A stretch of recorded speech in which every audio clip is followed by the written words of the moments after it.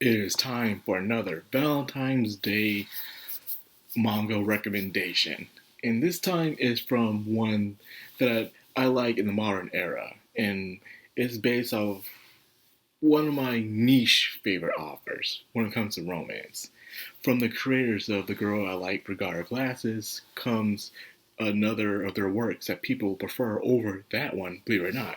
And that one is I'm in Love with the Older Girl Next Door. Now, I know what you're thinking, but stop thinking like that. It's not that kind of manga. Knowing from the creator who brought you The Girl I Like Forgot Her Glasses, this one people believe was a bit more detailed, a better character growth. It is a story about a boy who's in middle school, falls in love with a girl named Shia, who is in high school. They knew each other their entire lives, and they live literally, of course, next door to each other. Now, they're technically in a way childhood friends, and when it comes to most manga and stuff in Japan, for some reason, manga creators have a complete hate on for the childhood friend. They never win the romance battle ever with the main character, especially if the main character is a guy. Most of the times, they never get to have a main character. And I don't know why. Maybe it's a personal vendetta. A friend once told me is because a lot of them probably had a crush on their childhood friends, but they found out their childhood friends end up marrying or being off with someone else, or just plain out rejecting them. So they grew up with this hate in their heart where they just want to write manga, where they'll have a really nice, perfect, amazing waifu material of a childhood friend, but they would always lose because you're not allowed. Like, the maker would rather choose a woman he just saw who just came into town and might be leaving the next couple of months. That's how low they think of their childhood friends. And I'm like, that does make sense, but I don't have a straight confirmation of that. But it's an interesting theory. But anyways, on to the plot of the story. There's not much to really talk about. Most of the creations that this author does don't have much of a very complex plot, and most of the times it's very simple. Where this one at least has a bit more characterization when it comes to Girl Like Regard Glasses. Well, that one, it was just kind of the same thing at first because it wasn't meant to be a full-on series, just something they had on Pixiv, but it got published, and then the creator knew what they wanted to do with it, so it ended up being, um, he started to have them slowly fall in love with each other, and then they started going out and stuff towards the end. Now, this one, however, is a lot more interesting. I'm in love with the older girl next door.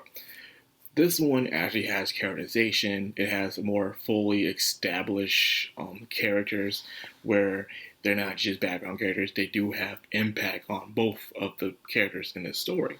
Now, let's talk about the middle school boy. The middle school boy comes from a family where he has two siblings. He is the youngest one. There's an older sister and there's an even older brother.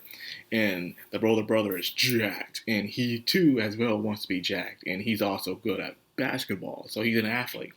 So he always had a crush on Shia, the girl next door, and stuff. And she was always a bubbly, cheerful kind of girl, and always hang out with him.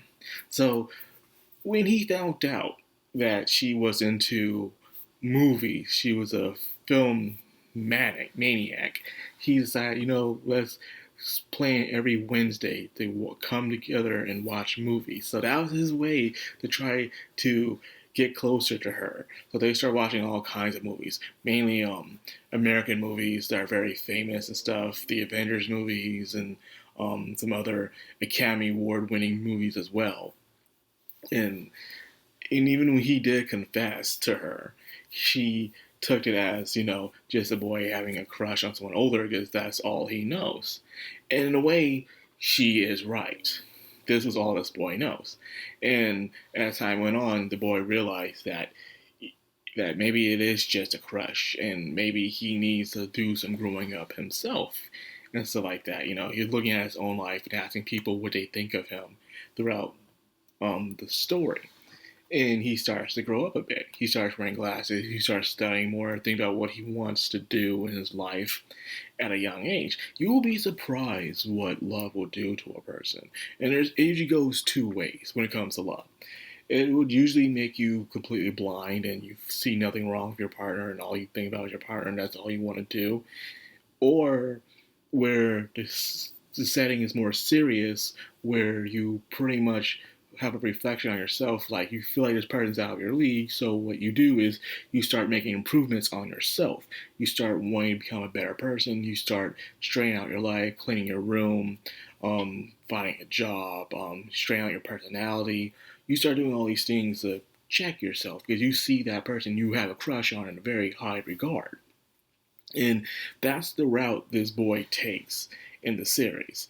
He starts cleaning himself up, working out more, trying to decide what he wants to do. He wants to be a basketball player, play in the big leagues. That's what he wants to do. So he had himself straighten out and asking advice with his siblings. And he even had some friends around him, chick friends, who kind of seemed like they kind of had a crush on him as well because he was being so much of an improvement throughout his life. And you start seeing that characterization. It's something you don't see in the mainstream work that this author had with The Girl Like Forgot Glasses. The boy remained the same in that series. He didn't really change at all, besides his encouragement of asking the girl he likes out towards the end. But that's it. Now, let's talk about Shia. Now, the boy saw Shia as someone who got her life together. She knows what she wants because she's a bubbling personality. She even had the job and everything. But it turns out the more he starts being around her, and as well he starts to improve on himself, she starts feeling kind of self-conscious as well. Turns out she doesn't really have it all together. She doesn't really know what she wants to do in the future, and she's kind of worried that if she says it to anybody that they would reject it or see it as a joke or stuff like that. A lot of people do that where they're very low self-conscious, besides how good or how a bright personality they have. It is always like that most of the times. You'll be surprised. You'll see someone next to you, they seem like they have it all together. They're smart, they can be funny, or they can be serious. They know how to talk around people, but doesn't mean that they have it all together. Probably they might be having some things they're going through, or they're feeling very self-conscious about something, and they're like, maybe people don't like what if I say this or do this and stuff like that, and they really care about what other people's opinions are, public opinion. So she wants to be a film writer, pretty much. That's why she likes writing movies, watching movies and stuff like that. She wants to be inspired and stuff. Like, if she doesn't think she can be a film writer, she can at least watch these amazing movies that she sees around the world. But after seeing the boy that she was spending time watching movies with start to improve on his life, she's like, maybe I should give this a try too. And that's pretty much what happens. Now, the way this goes is a nice slow burn. It's not the point where it drags on. This is a very short series, so thank goodness, and I like that about this.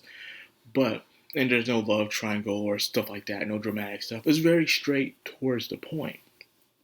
And the ending, the way they execute the ending, makes a lot of sense. It really does. Usually I complain about they ask each other out at the end and then they go out at the end. No, this was a very logical and rational kind of thing.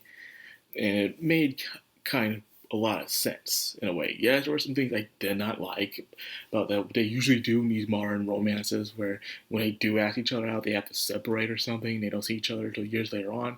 But this one makes a lot more sense. But it's a trope that I could find reasonable given the situation, since there were an age gap between the two. Not a big age gap, but about 3 or 4 years, pretty much. So it made some sense, in my opinion. Now, that's why I like this, because it's nice, short, and sweet, and it was not forgettable. It was very memorable because the things they did, watching anime and manga people talk about Western movies and stuff, and you get to see the references and stuff to their favorite movies. Might be one of your favorite movies, and it was nice watching that. They sat down, watched the movies, gave their opinion about it and stuff they liked, stuff they hated, stuff they agreed on, stuff they disagreed on. It was a nice little treat to watch. So that is my must read for the week. It's really good. It made me kind of wish this was animated. It could have been a movie or something. It really could have been a movie because it's a very short series, so they could have done that. But it was a very under the radar work of the authors. In fact, the only reason why the author got noticed is because of The Girl Like Forgot Glasses, which was the series that put them on the map. So I like that series, but I really wish this one had more notoriety because it's, in my opinion, better. But that's just how I feel about it. So, anyways, give this a read. It's really a must read, in my opinion. It's nice, it's short, it's sweet, and sometimes that's all you need. So, that being said, I'll end it here. I hope you guys enjoyed this video. If you did like, comment, subscribe, and of course, hit that bell icon. This has the Madcrown on Meta Day. Signing out.